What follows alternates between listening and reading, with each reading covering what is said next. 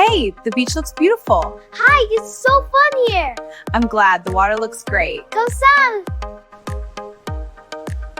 I love you, Mom. I love you too.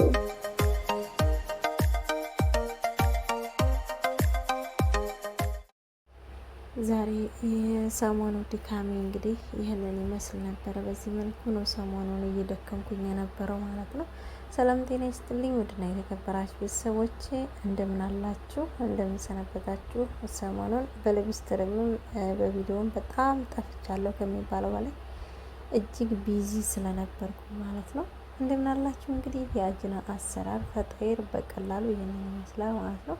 ከመጀመሪያው ጀምሮ ለማሳየት ታውቃላችሁ እስከ ምን ጊዜም እንደማወራችሁና እንደምነግራችሁ ያ የዝንብ ወተት የሚባል አለ። የእርጎ ዝንብ ነው እንጂ የሚባል ሰው አለ ማለት ነው። ይሄ ደግሞ መብሩሽ ይባላል ማለት ነው። ይሄ ማለት ውስጡ ምንድነው የምጠቀመው መሰላችሁ?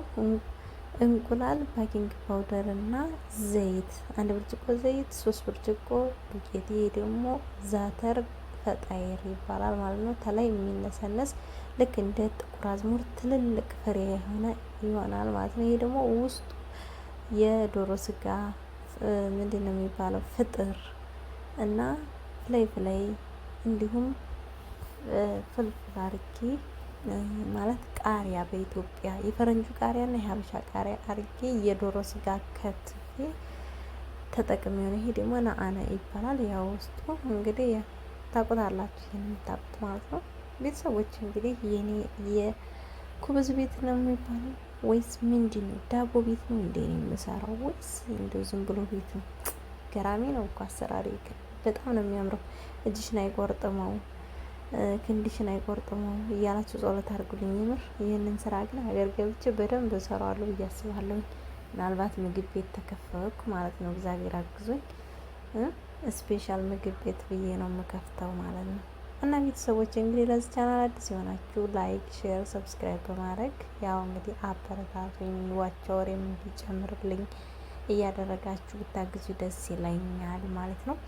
እንግዲህ እዚህ ውስጥ የምጠቀመው ውስጡ ምንድነው ይሄ ተሱቅ የሚገዛ የታሸገ ልክ የታሸገ ማር የሚመስል ነገር አለ ማለት ነው። ምንድነው የሚባለው ስሙ እናታችሁ?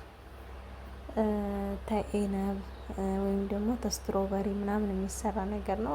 እሱን ነው ውስጡ የምጠቀመው ማለት ነው። ከዛ ሊጡን በላይቱ ላይ በካሮት መፈቅፈቂያው ፈቀፍቀዋለሁ። ከታች ሊጡን ጠፍጥፌ ከላይ ያንን ሱሱን ተለቀለኩ በኋላ እንትን እለዋለሁ ማለት ነው። እዚህ ውስጥ ግን የተፈጨ የዶሮ የተከተፈ የዶሮ ስጋና እንዳልኳችሁ ፍላይ ቃሪያ ነው ያለው ማለት ነው።